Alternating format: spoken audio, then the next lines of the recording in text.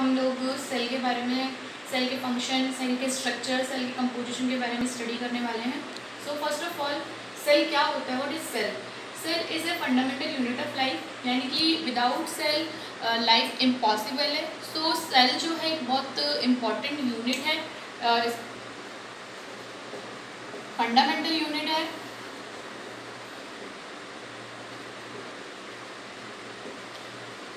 और इसकी जो स्टडी होती है, इसके फॉर्म की, इसकी कंपोजिशन की, इसकी स्ट्रक्चर की, उसको हम साइटोलॉजी बोलते हैं।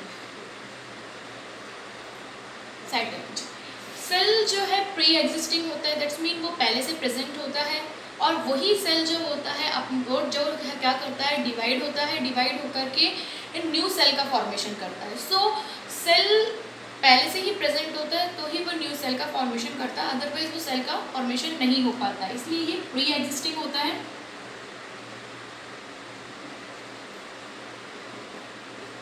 नाउ अब बात करते हैं कि सेल को सबसे पहले किसने डिस्कवर किया था।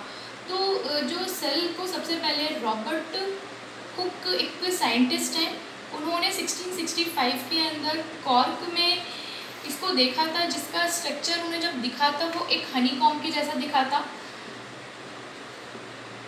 नाउ अगर हम बात करते हैं कि फिर इसकी स्टडी किसने करी थी, किसने क्या क्या बताया था, तो अगर हम बात करते हैं तो एक जो एंटनी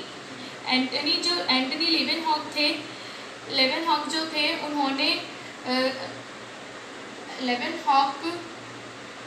उन्होंने क्या किया था, लाइव फ्रेश वाटर के अंदर इसको क्या देखा था, इसके बारे में स्टडी करी थी कि ये कैसा दिखता है 1674 के अंदर, और इन्होंने ही माइक्रोस्कोप को डिस्कवर किया था ताकि इसका स्ट्रक्चर पता चल सके, ये दिखता कैसे है। अगर हम कॉमनली स्ट्रक्चर की बात करते हैं सेल की, तो सेल का जो कॉमन स्ट्रक्चर है वो क्या होता है, सबसे पहले इसमें क्या होता है, आउटर साइड जो होती है सेल मेम्ब्रेन होती है।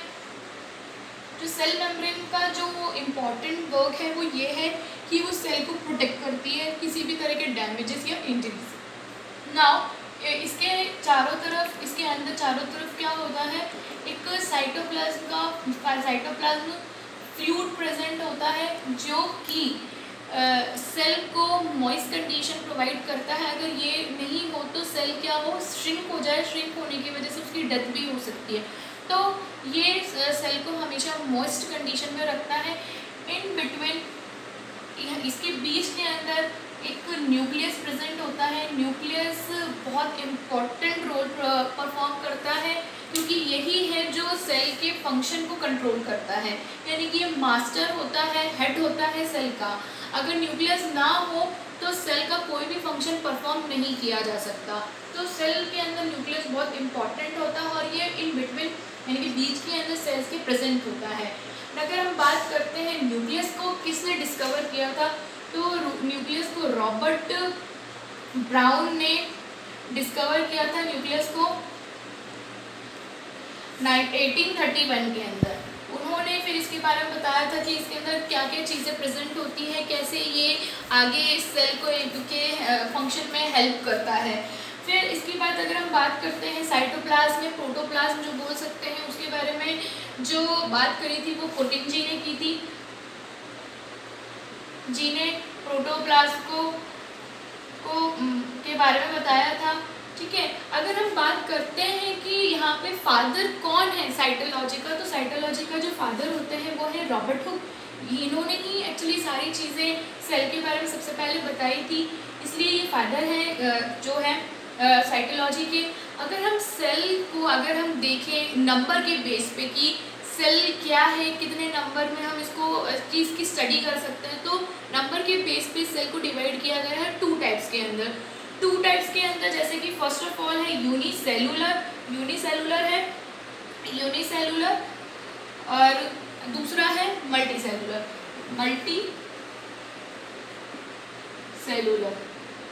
यूनिसेलुलर एंड मल्टीसेलुलर, हमको नेम से ही पता चल रहा है कि यूनि का मतलब क्या होता है और मल्टी का मतलब क्या होता है। तो यूनि का मतलब है सिंगल, यानी कि एक ही टाइप की सेल से बना हुआ ऑर्गेनिज्म, और multicellular that's mean more than one type of cells are involved to form. So यहाँ पे अगर हम बात करते हैं यूनिसेलुलर के अंदर सिंगल का सेल जो प्रेजेंट होता है, सब मोस्ट कॉमन एग्जांपल जो है अमीबा है जिसके अंदर सिंगल सेल प्रेजेंट होते हैं, यीस्ट है, paramecium, bacteria, those are unicellular in nature. And multicellular की हम बात करें जिसके अंदर more than one type of cell present होता है, जिसका है एग्जाम्पल प्लांट और एनिमल। सो इसके अंदर हम यीस्ट और बैक्टीरिया, अमीबा इंक्लूड करते हैं। और इसके अंदर जिसके अंदर more than one type of cell present होती है उसके अंदर आता है प्लांट्स, एनिमल्स, क्योंकि इसके अंदर क्या होता है डिफरेंट सेल्स होते हैं जो डिफरेंट फंक्शंस को परफॉर्म करते हैं। सो अगर हम बात करते हैं कि यहाँ पे यहाँ पे अगर हम बात करते हैं कि सेल को हमने और किस बेस पे से डिवाइड किया है, स्ट्रक्चर के बेस में अगर हम स्ट्रक्चर की बात करें तो ये जो होते हैं, जैसे कि हम बात करें ये ग्लोबुलर स्ट्रक्चर हो सकता है या फिर ग्लोबुलर स्ट्रक्चर हो सकता है, और यहाँ पे ये जो स्ट्रक्चर है इसका क्यूबॉइड हो सकता है, कॉलमुलर हो सकता है, ग्लोबुलर, क्यूबॉइड,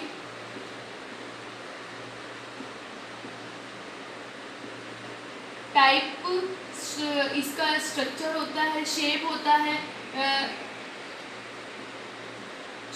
है।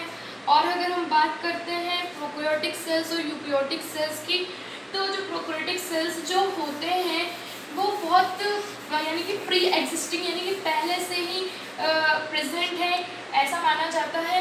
और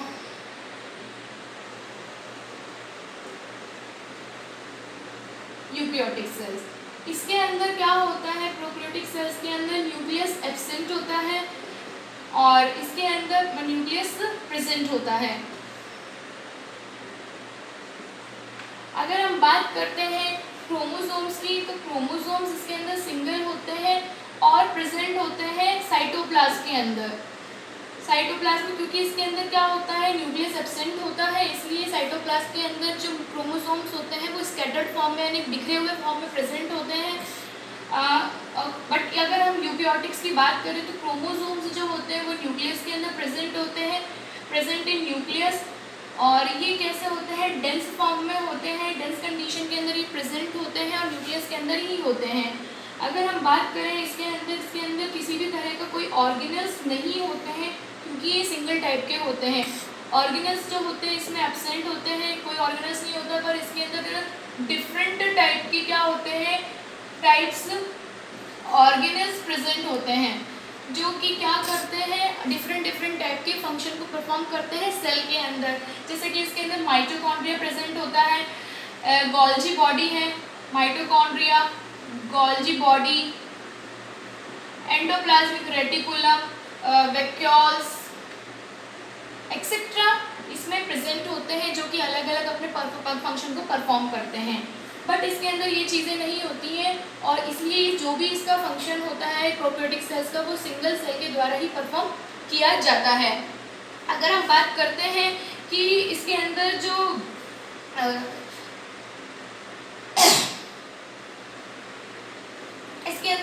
बैक्टीरिया हैं, जो इसके अंदर बैक्टीरिया आते हैं, जो भी यूनिसेलुलर सेल्स होते हैं वो मोस्टली प्रोकैरियोटिक सेल्स के अंदर इंक्लूडेड होते हैं, और जो यूकैरियोटिक सेल्स होते हैं उसमें mostly animal, plant and all present होते हैं क्योंकि उसके अंदर क्या होता है सब कुछ मॉडिफाइड कंडीशन में होता है या कॉम्प्लेक्स बोल सकते हैं comparison to prokaryotic cells.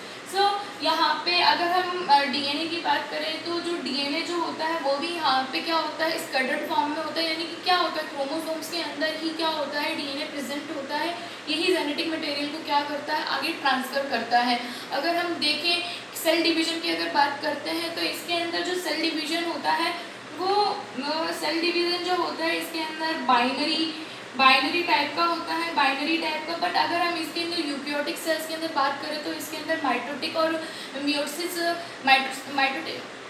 Mitosis और मियोसिस टाइप का प्रेजेंट होता है, जिसके अंदर अलग अलग हम देख सकते हैं कि हैप्लॉइड और डिप्लॉइड टाइप के सेल्स का फॉर्मेशन होता है। बट इसके अंदर क्या होता है, यूकैरियोटिक सेल्स के अंदर हैप्लॉइड टाइप के ही सेल का फॉर्मेशन होता है, क्योंकि इसके अंदर सिंगल सेल ही इन्वॉल्व होता है और सिंगल पेरेंट ही इन्वॉल्व होता है। So thank you.